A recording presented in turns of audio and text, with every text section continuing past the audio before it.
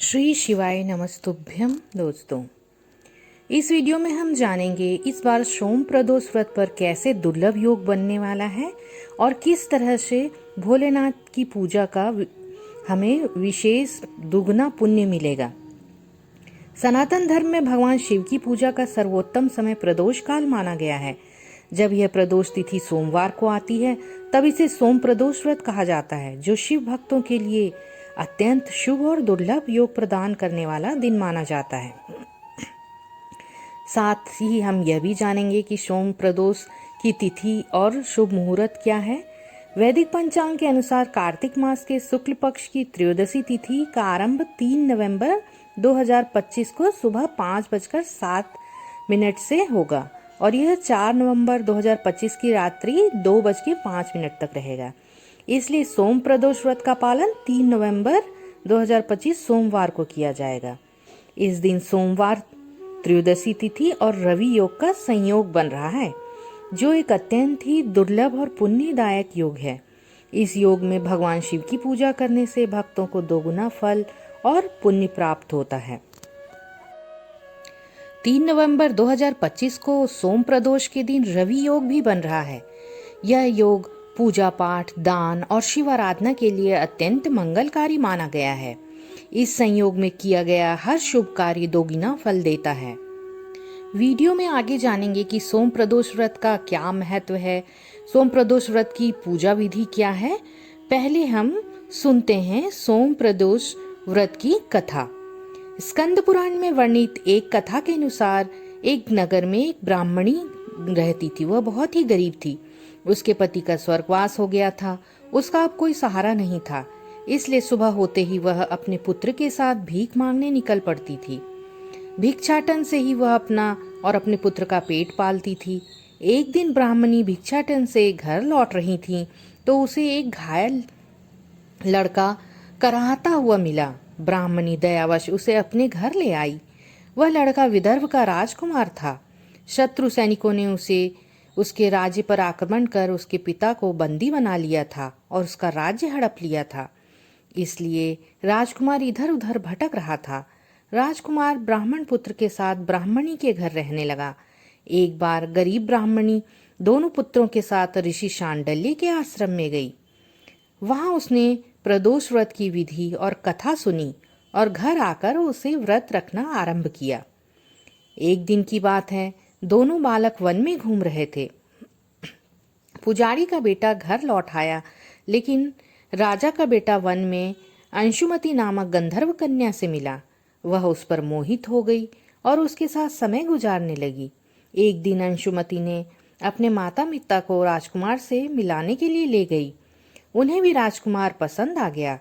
कुछ दिनों बाद अंशुमति के माता पिता को भगवान शंकर ने स्वप्न में आदेश दिया कि राजकुमार और अंशुमति का विवाह कर दीजिए। उन्होंने वैसा ही किया। ब्राह्मणी प्रदोष व्रत रखती थी। उसके व्रत के प्रभाव और गंधर्व राज की विशाल सेना की सहायता से राजकुमार ने विदर्भ से शत्रुओं को खदेड़ दिया और पिता के राज्य को पुनः प्राप्त कर लिया। युद्ध जीतने के बाद राजकुमार विदर्भ का राजा बन गया। उसने पुजारी की पत्नी और उसके बेटे को भी राजमहल में ही बुला लिया और आनंद पूर्वक रहने लगा। राजकुमार ने ब्राह्मण पुत्र को अपना प्रधानमंत्री नियुक्त कर दिया। अंशुमति के पूछने पर राजकुमार ने उसे प्रदोष व्रत के बारे में बताया। इसके बाद अंशुमति भी नियमित रूप से प्रदोष का व्रत रखने लगी। इस व्रत से इन लोगों के जीवन में सुखद बदलाव आए। ब्राह्मणी के प्रदोष व्रत के प्रभाव से जैसे राजकुमार और ब्राह्मण पुत्र के दिन फिरे, वैसे ही शंकर भगवान अपने दूसरों भक्तों के लिए भी दिन फेरते हैं। सोम प्रदोष का व्रत करने वाले सभी भक्त को यह कथा अवश्य ही पढ़नी चाहिए अथवा सुननी चाहिए। सोम प्रदोष व्रत रखने से व्यक्ति की मनचाही इच्छाएं पूरी होती हैं और चंद्रमा से जुड़ी समस्याओं का निवारण भी होता है। यह व्रत भगवान शिव के प्रति समर्पण का प्रतीक है और इसे करने से आर्थिक तंगी और रोग भी दूर होते हैं। शास्त्रों में वर्णित है कि जो व्यक्ति श्रद्धापूर्वक प्रदोष का व्रत रखता है उसे भगवान शिव और माता पार्वती की असीम कृपा प्राप्त होती है। यह व्रत पापों का नाश, स्वास्थ्य, वैवाहिक सुख और जीवन में शांति प्रदान करता है। सोम प्रदोष व्रत विशेष रूप से उन लोगों के लिए शुभ होता है जो मन की शांति, दाम्पत्य सुख और संतान प्राप्ति की कामना करते हैं। आइए जानते हैं कि सोम प्रदोष व्रत की पूजा विधि क्या है। प्रातःकाल स्नान कर सूर्यदेव को अर्घ्य दें, स्वच्छ वस्त्र धारण करें और व्रत का संकल्प लें। पूजा स्थल को शुद्ध कर शिवलिंग का पंचामृत से अभिषेक करें। हो सके तो शिवालय जाएं और वहां जाके भोलेनाथ का अभिषेक करें। अगर शिवालय जाना संभव ना हो तो घर पे ही घर के जो शिवलिंग है उनका अभिषेक करें। बेलपत्र, धतूरा, पुष्प, जल और दूध से शिवलिंग को सजाएं। भगवान शिव, मैया पार्वती, नंदी, गणेश और कार्तिकेय की सामूहिक पूजा करें। प्रदोष व्रत की कथा अवश्य पढ़ें या फिर सुनें। अंत में शिव चालीसा का पाठ जरूर से करें और शिव जी की आरती करें। पूजा के बाद ही व्रत का पारण कर सकते हैं। जो प्रदोष का व्रत करते हैं उन्हें फलाहार व्रत करना चाहिए। और अगर आप बीमार हैं अथवा किसी तरह की दवाइयाँ चल रही हैं और पूरे दिन भर आप व्रत नहीं रख सकते हैं तो दिन में फल वगैरह या सेंधा नमक ले सकते हैं और शाम के समय एक टाइम का आप कुछ भोजन ग्रहण कर सकते हैं। भोलेनाथ को सोम प्रदोष व्रत करने वाले भक्त अति प्रिय होते हैं।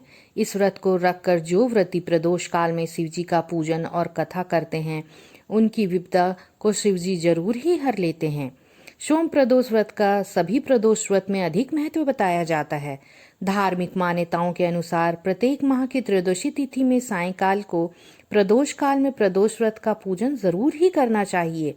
ऐसी मान्यता है कि प्रदोष के समय महादेव कैलाश पर्वत पर रजत भवन में इस समय नृत्य करते हैं और देवता उनके गुणों का गुणगान करते हैं।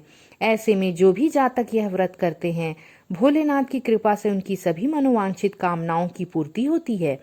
मान्यता है कि सोमवार के दिन प्रदोष व्रत को करके जो भक्त प्रदोष काल के समय भगवान शिव की पूजा करते हैं, आराधना करते हैं, शिवालय जाके उनका अभिषेक करते हैं, दीप प्रज्वलित करते हैं, उनके सभी पाप शिव जी नष्ट कर देते हैं और शिव भक्ति को प्राप्त उस भक्त को उत्तम स्थान, सुख, संतान की प्राप्ति होती है, जैसा कि सोम प्रदोष व्रत की कथा में बताया गया है।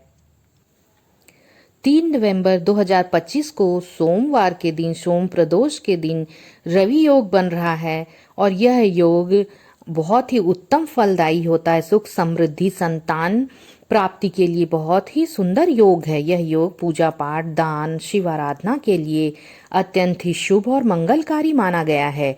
इस संयोग में किया गया हर शुभ कार्य दोगुना फल देता है। सोम प्रदोष व्रत का पालन केवल व्रत या नियम का पालन नहीं है बल्कि आत्मशुद्धि और भक्ति का मार्ग है। जो भक्त इस दिन सच्चे मन से भोलेनाथ की आराधना करता है उसके जीवन से दुख दूर हो जाते हैं और कर्मों का भार भी हल्का होते जाता है। सभी प्रकार की सुख समृद्धि प्राप्त होती है, संतान का सुख प्राप्त होता है और जितने भी पाप के योग रहते हैं सब नष्ट हो जाते हैं। महादेव की कृपा प्राप्त होती है।